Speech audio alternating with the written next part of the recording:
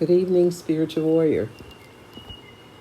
I'm Tiriami, coming to you to share more nectar from the Spiritual Warrior series.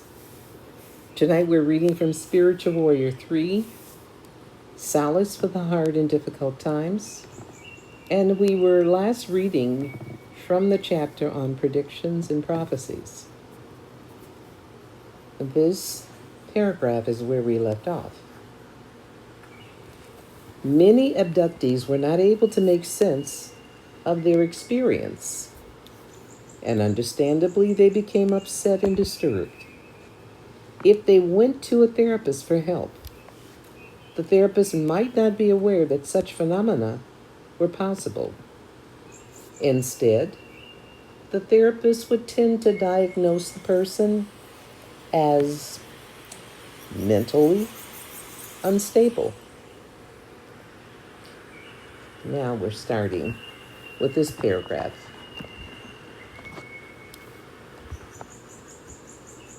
Dr. Mack claimed that these kinds of abductions have always been occurring, and that an interesting element of these abduction reports is that they demonstrate to many people there are connections and communication beyond what we normally see, feel, touch, hear, and taste.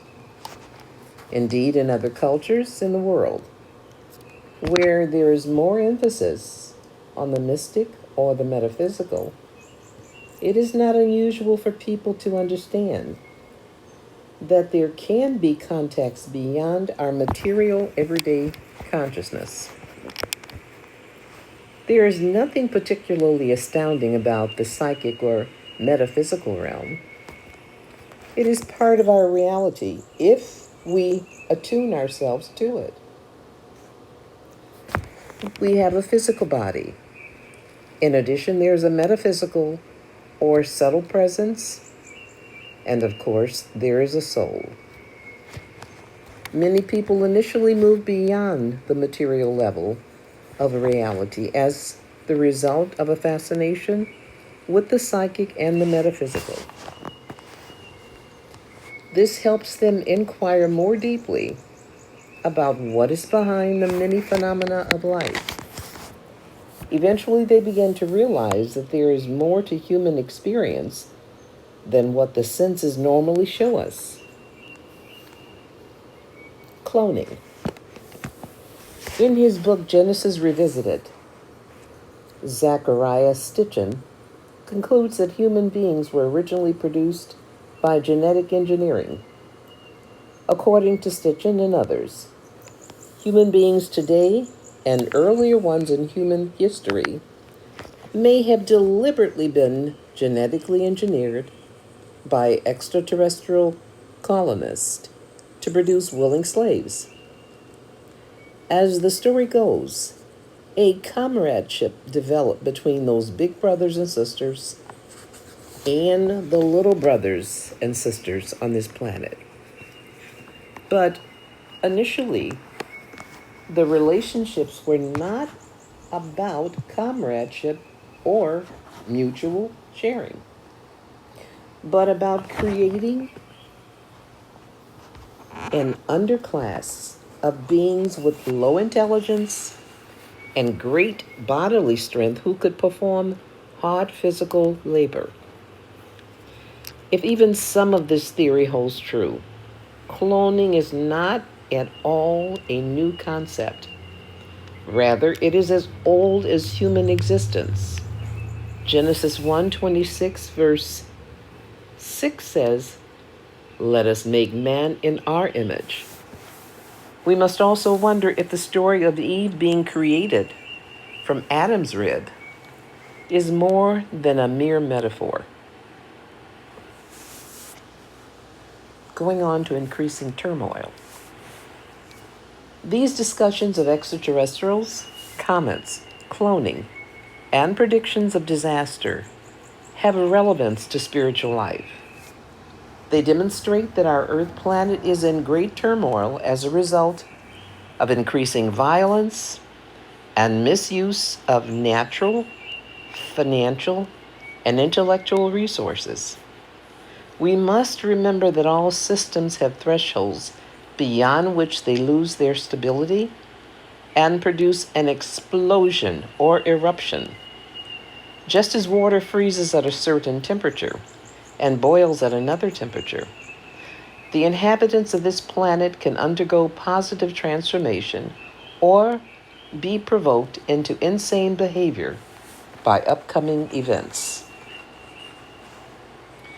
Ancient Vedic scriptures predict that the situation will become so intense in the Kali Yuga, the age of quarrel in which we live, that citizens will flee to the forest to escape. These scriptures also predict that as this age progresses, people will live a shorter lifespan, that most religion will turn into irreligion, and that there will be an inordinate rise in suicide. Just stepping away from this for a moment, this last paragraph that we've been reading is mimicking exactly what is going on today in this world. And we're in 2023 right now.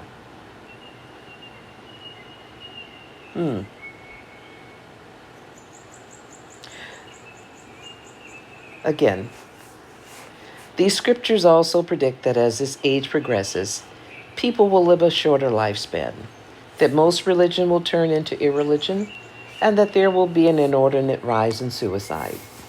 In certain places on this planet today, armed soldiers and police are attacking the citizens that are supposed to protect, and criminals are looting and assaulting victims with impunity.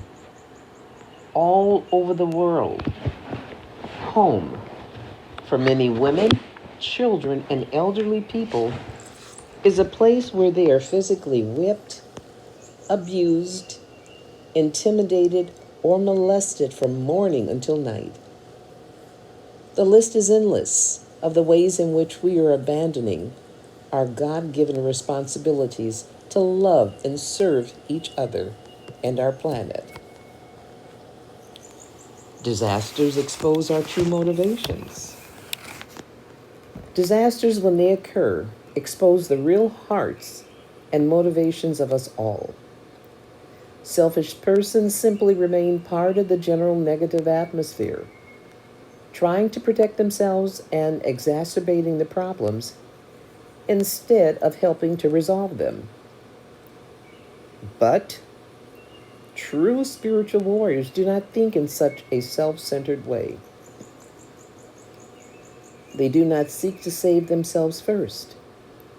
They are lovers of God who know that hurting or neglecting others will damage their relationship with the divine, and they will do anything to avoid being estranged from the Supreme Spirit.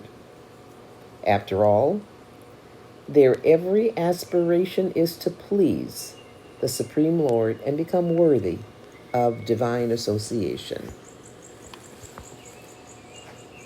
Wide availability of higher knowledge.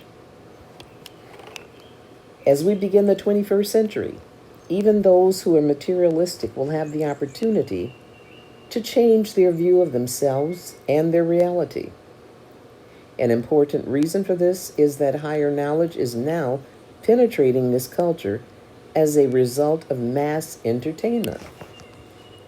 How many times a month is there a television show or a movie dealing with psychic phenomena, UFOs, or life after death? Such topics are frequent themes these days. It is the mercy of the Lord that makes such information more accessible. Such non-material points of view can make us think more deeply and help us outgrow our self-indulgent habits and thought patterns. We do not necessarily have to participate in spiritual groups to learn about deeper aspects of reality. We can instead learn by keeping our eyes and ears open to our surroundings. We must keep in mind, though, that we are also being bombarded with a great deal of harmful information. Unless we manage to develop spiritual association with like minded people, we will probably not take full advantage of the information, of the available information, or we will simply view the new ideas as irrelevant or impractical. A wake up call. We cannot emphasize enough that the present atmosphere of mass selfishness, greed, and exploitation will continue to increase if we continue in our old habits, if we persist in ravaging the planet, and if leaders allow their lower desires to dominate them. As such, a negative situation continues. Few of us will have a chance to enter into the 21st century with the spiritual security that we could have if we were more attuned to higher levels of existence. Is this the future we want for everyone? This is the section on the chapter on predictions and prophecies, and we'll go on reading the questions and answers. And these are questions that were put to His Holiness Bhakti Tirtha Swami Krishnapad in various lectures. Question. The Bhagavad Gita predicts that the Kali Yuga, the age of coral, will last for 432,000 years, after which the material realm will be destroyed. How do all of these other predictions of calamities and earth changes correspond to this 432,000 year period? Answer. In the Brahma Devarta Purana, Krishna tells Ganga Devi that there will be a golden age within the Kali Yuga that will start about 5,000 years after the beginning of the age and last for 10,000 years. After that period, the full force of the age of coral will manifest on this planet. We are considered to be in the first phases of this golden age, during which some polarization and purification must take place. It is believed that the current shifts are a part of this transition. Next question. You have said that we are receiving direct chastisements from God. How can God be all good, all powerful, and full of love, and yet be a punisher? If God were full of positives and devoid of negatives, why would He chastise people? Is this not a contradiction? Answer. Actually, the opposite is the case. The Bible says, whom the Lord loveth, He chastiseth. So the discipline is for rectification, to help make the situation a person better. Parents who do not discipline their children are considered unhealthy, preoccupied, and irresponsible. Chastisement is part of what curbs bad behavior in children. It is also true for adults. We see, for example, the extent of illicit sex life around the world has been one of the major causes for the spreading scourge of AIDS. If not checked, AIDS could nearly wipe out entire countries within the next 10 or 20 years. Experts predict that over 1/3 of the world population could be devastated, something similar to the Black Plague. Around the 13th century, the Black Plague decimated Europe, killing almost 30 million people out of a population of 75 million, stretching from Italy to Switzerland. in only 4 years. And by the way, as we're reading this, we are well within the third year of the original beginning or the announcement of COVID-19. Just as a by the way. Getting back to the book, some powerful events can occur that are part of an amazing plan arranged by God to help us. While we are experiencing painful situations, we may not consider them as helpful, but we must take a long-range view. Eventually, to be truly happy, we must learn to live in accordance with God's laws. The ultimate result depends on us. If we are careful and begin to live in a righteous and just manner, we will stop receiving punitive reactions. Then we can begin to restore the planet and ourselves to a healthy state. Next question. You mentioned that during hypnosis, some people can learn about their previous lives. How can you authenticate this? Have there been any studies of people who have memories from a previous life to verify the accuracy of their reports? Answer. One question we may want to investigate is, how do we know anything? We receive input from our senses, or we decide that something seems probable. But can we put our hypothesis to the test in various ways? If under hypnosis someone reports dying in a fire, we may notice that the person experiences a phobia of fire in the present life. This may make the report slightly more believable. To investigate further, we may have the opportunity to check certain court records or family records to corroborate reported events. We may find that a particular child did indeed live at the indicated time, that a specific accident happened, or that a certain journey took place. We may find out who the parents were. There are so many pieces that can fall into place. There are several careful studies that give solid proof. Here are just 2 examples. Dr. Ian Stevenson has written many books on this subject, 2 of which are Children Who Remember and 20 Cases Suggestive of Reincarnation. Dr. Stevenson carefully documented the statements of thousands of children who claimed to remember a past life. He would then attempt to identify the deceased person the child remembered being and compare the facts of the deceased person's life to the memories of the child. His research method was strict and methodical and allowed him to rule out all possible normal explanations for the memories the children had. Another book by therapist Carol Bowen, titled Children's Past Lives, How Past Life Memories Affect Your Child, stemmed from her own child's account of being a Civil War soldier.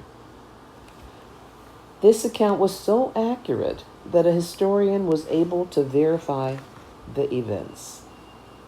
And this ends Chapter 2, Predictions and Prophecies. We just have a few more minutes, so we're going to continue on to Chapter 3, The Conditions of Society Today. Most of us believe that the benefits of contemporary civilization are evidence of human progress. But there is another point of view. Rather than advancing to our present state, perhaps we have regressed from an earlier, more natural, agrarian age. We have changed from an agriculturally based society into an industrial, scientific, and technological one, and now into an information culture. As this sequence has progressed, our civilization has become increasingly impersonal. We have placed commodities at the center of our existence. all the while minimizing community and our understanding of deep relationships, the soul, and the spiritual dimensions of life. Western cosmology has become manipulative and exploitive, and it functions as a paradigm that does not consider the well-being of the whole. Is this progress?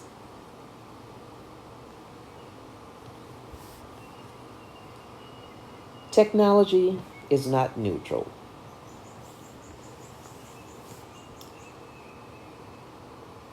Many thoughtful persons may ask, but isn't technology neutral? The answer is both yes and no. Technology may be neutral in and of itself, but its use is not, and its prevalence in any society is usually a symptom of underlying problems. Material technology generally becomes prominent in more degraded societies because people are mainly interested in sense gratification. Therefore, they are always eager for new thrills and conquests. As people abandon lives of spirituality, simplicity, and serenity, they must find other outlets for their mental and physical energy. Going on to superficiality of knowledge. Many young people today attend schools and universities where they expect to become more refined and learn how to cope better with the world. Modern universities and schools, both public and private, have instead become factories for creating a sophisticated, animalistic mentality. A great number of students engage in drug taking and promiscuity. And there is a widespread belief that all values, principles, and truths are relative. Teachers must be extremely careful about mentioning subjects that hint of spirituality, because academia has little interest in spiritual truths and almost no understanding of anything beyond the senses, the mind, and the intelligence. Because academic pursuits today are mainly data gathering activities, rather than quests for real eternal knowledge, they do not deal with the essence of every individual, the soul. Instead, by emphasizing relative values and objective knowledge, contemporary learning produces a great stimulus toward sense gratification, manipulation, and exploitation. Poor quality of life. Countless people are running around from place to place on urgent business or simply shuffling papers in a more sophisticated way. They have not had a home-cooked meal in years, and even that may have been microwaved. They sit under fluorescent lights, eat denatured food, work all day in windowless environments, and drive around on freeways inhaling toxic chemicals. When evaluating the progress of a society, we must examine what the society has sacrificed to gain its supposed advantages. Modern society has sacrificed communities for commodities. We have sacrificed knowledge for information and wisdom for propaganda. Further, we have sacrificed religion for politics, and most unfortunately, we have sacrificed love for lust.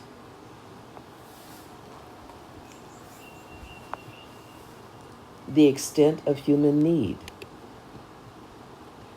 We have sacrificed the welfare of billions of people on the altar of economic success for a relative few. More than half the people in the modern world go to bed hungry every night. 1/4 of the people on this planet are illiterate, and over half of the Earth's inhabitants do not have acceptable drinking water. Millions of people are homeless. These problems are not restricted to any particular racial or sociological groups. Even America, the richest nation in the world, is riddled with malnutrition. In an age where we have the ability to relieve so many types of suffering, it is extremely saddening to discover that there is such a steep increase in the most basic human problems of survival. One of the most staggering contemporary issues in all parts of the globe is the plight of refugees. Their situation is shocking. Millions of people have had to leave everything behind and run for their lives, or have had to migrate elsewhere in order to meet their fundamental needs for food, water, and shelter. There are about 30 million refugees in the world today, more if we count those who cannot leave their countries, yet are unable to stay in their own homes safely. Going on to misguided worship. Not only are we building shrines to money and the free enterprise system daily, we are worshiping many public personalities who are less than desirable role models. Modern culture has taken to deifying people with degraded values. A few years ago, an English rock group staged a show in India that the Hindu public considered irreverent to one particular goddess. Well, God bless them, the Indian people protested with such vigor that the group was forced to leave the country. This is how dedicated many people in India are to keeping the purity of spiritual life. But how do Americans react to lusty, half-naked, sacrilegious rock stars? Do we protest? Of course not. We deify them, imitate them, buy their records by the millions, and make them a huge success. What do Americans do with a filthy-mouthed talk show host who can instigate all kinds of violence between different groups and display total irreverence for everything sacred? We revere him, make movies about him, give him greater spans of airtime, and reward him with a higher salary. Entertainers who arouse our lust and desire for kinky sex have become the idols that many Americans worship. At the same time, banks and casinos and insurance companies are the buildings we enshrine in our places of worship. All these factors are helping to increase the decadence of modern culture. It is common for humans to engage in various forms of worship. In our culture, we worship entertainers, sportsmen, and even criminals. Television focuses on criminals to such an extent that the person committing the most violent act often becomes glorified.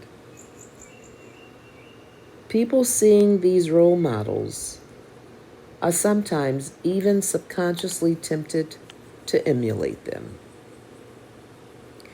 We're going to end at this point and maybe mention a couple of statements or ideas or points of interest that were made.